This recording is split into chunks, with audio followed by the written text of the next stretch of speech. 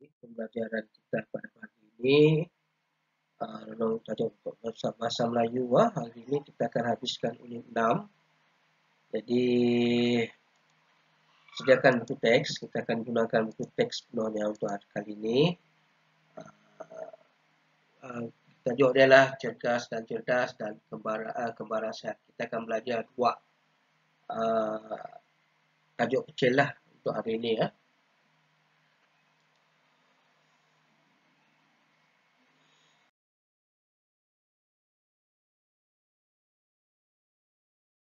Okey, objektif pembelajaran kita pada hari ini adalah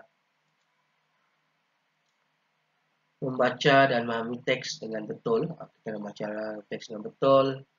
Kemudian kita akan menggunakan kata sendi nama dan kata arah mengikut konteks dengan betul. Okey, mula-mula kita akan belajar tentang kata sendi nama. Kemudian kita belajar tentang kata arah.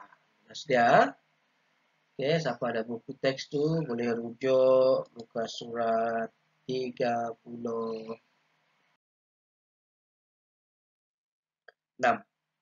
Ni belum buka muka 36 dahulu. Okey.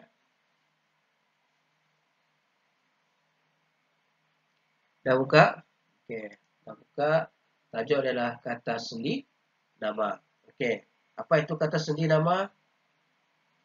Kata sendi nama ialah kata yang digunakan untuk menyambungkan frasa nama. Frasa nama dengan kata atau frasa-frasa dalam ayat. Okey, kita tengok macam mana dipanggil frasa nama. Okey, contoh sini.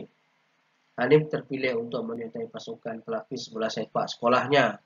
Dia mendapat latihan daripada Cikgu Rashid. Jadi, Cikgu Rashid ni perasa nama sebab nama orang. Nama benda ke, nama binatang ke, dia perasa nama.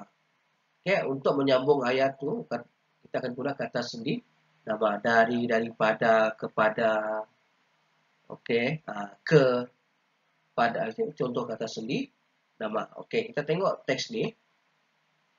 Okay, undangan ke perlawanan bola sepak persahabatan antara SK Gemilang dengan SK Perdana. Tarikh 5 Mac 2021 lah. Padang sekolah SK Perdana masa 9 pagi hingga 11 pagi dan berlaku pada hari Sabtu. Jadi kita akan cari jawapan. Dan 40. Kita baca atau kita buat sama-sama. Okey. Pasukan bola sepak sekolahnya selalu berlatih di padang sekolah. Di padang sekolah pada waktu petang. Okey, kita tengok di ni warna purple, warna ungu. Pada itu frasa kata sendi nama. Padang sekolah nama tempat, jadi frasa nama dia nak sambung berlatih di padang sekolah. Okey. Mereka akan berlatih dari pukul dari pukul. Pukul ni merujuk pada 6 masa. Bukan kata kerja 5 hingga pukul 6 petang. Permainan bola sepak juga mengubah Hanif daripada murid yang kurang berkeyakinan diri kepada murid yang lebih bersemangat dan yakin diri. Okey, beza kata proses ni kata sendi nama ni dia ni pada, kepada, hingga, ke, di. Kalau yang dan, untuk itu kita hubung. Itu beza dia. Fungsi dia sama juga untuk menyambung ayat. Okey, untuk menyambung ayat cuma kategori dia lain. Setelah menjalani latihan, kita sambung setelah menjalani latihan, pasukan bola sepak SK Gemilang akan mengadakan perlawanan persahabatan dengan SK Perdana pada minggu hadapan. Okey, sekarang kita tengok tempat yang ditinggalkan ni. Perlawanan akan bertempat apa yang paling sesuai? Ini padang. Untuk tempat. Okey, perlawanan akan bertempat di padang sekolah SK Perdana. Perlawanan bersemula jadi pada sebab pukul. Dia ada pada ataupun dari. Okey, bermula pada pukul 9 pagi hingga sebab ada tempoh masa hingga 11 pukul 11 pagi. Perlawanan ini diadakan pada hari Sabtu. Ini maksudnya penggunaan ayat perkataan sendi nama untuk menggabungkan, menghubungkan ayat tu, kata perasa nama tu di depannya perlu kata sendi nama. Ini mudah saja kita nak ingat. Okey, kita ingat pada, di, pada, dari, hingga, daripada, kepada, ke. Okey, ini kata perasa sendi nama. Okey, kita ulang balik. Di, ke, pada, kepada, dari, daripada, hingga. Okey. Di, ke, pada, daripada, hingga. Okey, ada 6. Okey. Di, ke, pada, kepada, dari, daripada, hingga. 7. Ada 7 hingga. Ada 7 kata sendi nama yang kita belajar. Kamu biasa guna, cuma kita perlu tahu pada satu perasa sendi, kata sendi nama, kata hubung. Okey, ini yang pertama yang kita belajar. Okey, ini senang saja. Okey, cikgu harap kamu faham, boleh rujuk balik. Tengok contoh di bawah ni. Dia kalau dia bagi bawah ke bawah ni, dia bagi dari digunakan di hadapan frasa nama, menunjukkan tempat, arah. Daripada digunakan di hadapan frasa nama, menunjukkan punca bagi manusia. Okey, dari, kalau nak guna dari, belakang dia mesti tempat. Daripada, dari sekolah, dia mesti tempat. Kalau daripada, mesti benda hidup. Hiduplah daripada manusia, daripada binatang. Contohnya, daging burger itu dibuat daripada isi lembu yang diimport. Okey, hadiah ini diterima daripada kakak saya yang berada di luar negara. Macam tu. Dia untuk orang dari, belakang dia mesti tempat. Okey, dari belakang dia mesti tempat. Kalau daripada, belakang dia manusia ataupun binatang. Dia hidup, benda yang hidup. Yang hidup semula jadi, bukan yang kita buat, kita cipta kemudian dia hidup. Macam robot. Robot bukan benda hidup. Okey, untuk menunjukkan tempat dan atau waktu. Dari pagi hingga atau ke petang. Ali bermain dari pagi hingga ke petang. Ataupun Ali datang ke sekolah menaiki bas. Ke tempat. Sekolah itu nama, frasa nama. Jadi kita akan guna di depan frasa nama. Kata sendi nama mesti berada di hadapan kata nama. Okey, contoh dia Huzaifah. Okey. Menaiki bas sekolah ke SK Jalan Bintang. Ke SK. SK itu ialah kata sendi frasa nama. Okey, jadi murid boleh baca balik, fahamkan info bahasa ni. Kamu akan faham apa itu sendi, kata sendi nama dan frasa nama. Ingat, warna hijau ni frasa nama. Yang warna ungu, purple ni, ungu ialah kata sendi nama. Okey, nanti tugasan cikgu akan bagi. Sekarang kita tengok muka surat sebelah, muka surat 37. Okey, 37. Jangan lupa, 37. Okey, tadi kata sendi nama. Sekarang kata arah. Ini kata arah ni, tutup dulu muka cikgu. Kata arah berfungsi untuk menunjukkan hala atau kedudukan. Contoh dia, atas, tengah, luar, bawah, utara, hujung, dalam. Okey, antara itu juga arah. Okey, contoh dia, Ainur duduk di hadapan kelas. Di hadapan. Okey. Akmal bermain di luar kelas. Arah dah. Okey. Dia boleh juga berada di kanan, kiri, depan, belakang. Contoh lagi, Syafiq duduk di belakang Amar. Contoh dia. Okey.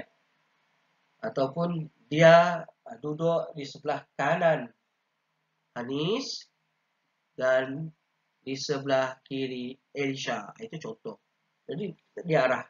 Okay, hari ini kita fokus yang ini saja. Kita tumpukan pada bahan yang dia bagi ni, atas, tengah, luar, bawah, utara, hujung dan dalam. Okay. Dia bergantung pada peta ni. Ini SK Gebilang akan mengadakan program kembara sihat. Kembara ni maksudnya buat ni lah jalan. Okay. Ataupun lari ya. Hari Ahad ini, Cikgu Haris telah menyampaikan taklimat tentang laluan kembara tersebut.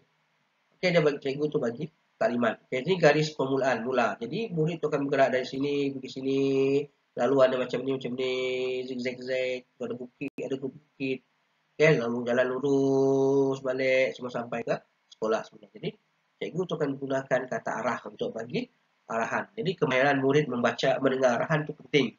Kalau tidak mungkin dia akan lalu jalan lain dan sesat. Okay. Jadi cikgu tu bagi arahan. Okay. Bermula dari hadapan, dia kata, di hadapan sekolah. Sinilah pagar sekolah. Kamu perlu berlari sejauh 100 meter. Lari 100 meter hingga simpang 3. Ini simpang 3. 1, 2, 3. Simpang 3. Kalau ada 1 lagi sini jadi simpang 4. Okay, dia ada 1, 2, 3. Okay, belok ke kiri. Kalau kita datang dari sini, okay, yang ni sebelah kiri kita. Yang ni sebelah kanan.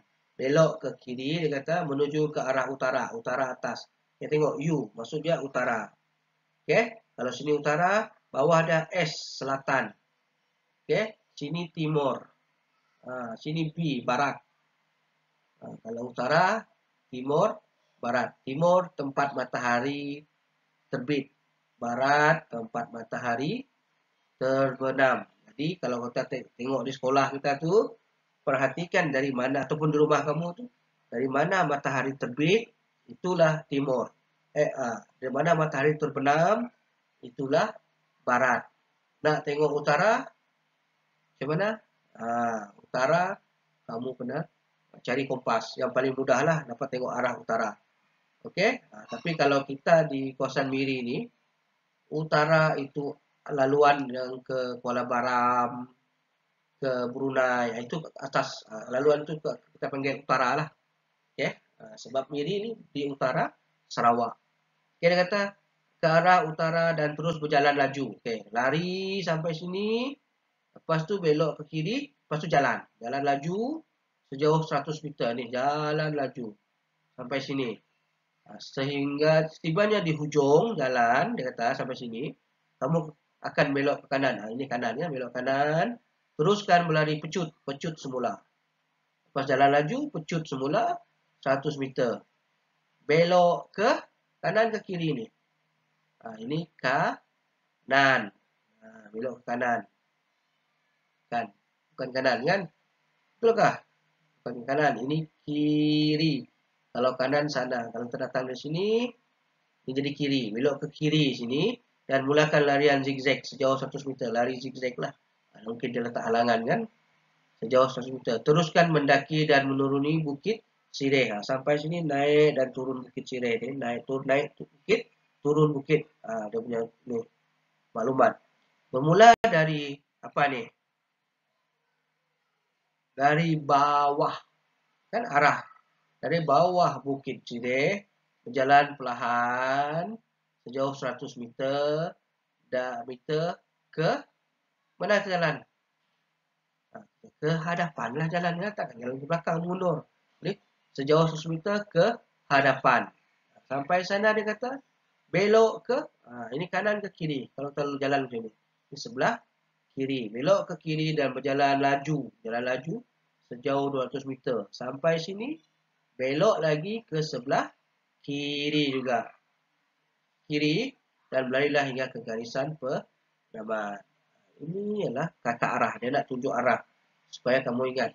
Contoh dia, kalau kamu berada di rumah ataupun berada di satu tempat, orang tiba-tiba orang minta pertolongan, bagi tahu macam mana, bagaimana saya nak pergi ke bangunan ini.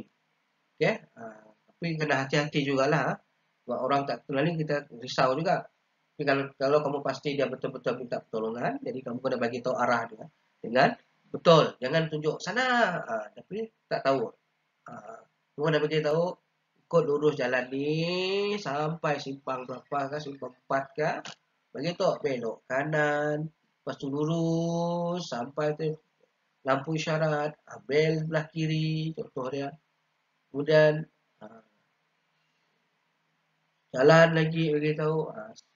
Lepas tu simpang ke berapa, sampailah bangunan macam tu. Kita kena bagi tahu belok mana, belok kiri, kanan, depan. Baru orang tu dapat cari. Kalau kamu bagi tahu sana tapi tak bagi tahu arah yang betul, dia pun tak dapat cari. Jadi pentingnya kita tahu penggunaan kata arah dalam bagi arahan. Okey, cikgu harap murid faham. Jadi tugasan untuk murid adalah ni. murid-murid dikehendaki latihan di halaman 44, ya, 44 hingga 46 di buku Aktiviti Bahasa Melayu tahun 3 jilid 1. Jangan salah buku, 44, 45, 46 ada 3. Ini gambar ni kalau perasan, ini Wisma Pelita, Elektra House. Ini gambar lama ni. Ini Sungai Miri. Sekarang kawasan ni dah jadi waterfront. Okey, waterfront. Apa nama kawasan Kokobana tu. Yang ni semua dah tutup dah. Yang ni dah tak ada lagi sungai, dia dah melencongkan di sini. Sini jadi sungai baru tu Pulau Melayu. Okey. Itu tak apa, ini hanya tambahan. Jadi buat tugasan tu 44 hingga 46. Okey, jadi satu hantar dalam Google Classroom. Okey, tak apa. Kalau rasa tak dapat hantar, tak apa. Kemungkinan besar kita akan sekolah sebab kita akan cuti seminggu. Harap kes di Miri ini COVID-19 turun, jadi kita akan dapat bersekolah seperti biasa. Okey, murid-murid. Kalau tak ada apa-apa lagi, cikgu rasa sampai di sini saja. Okey, terima kasih. Siapkan tugasan. Nanti kalau tak siap, cikgu suruh dia lesson cari kamu. Okey, terima kasih semua.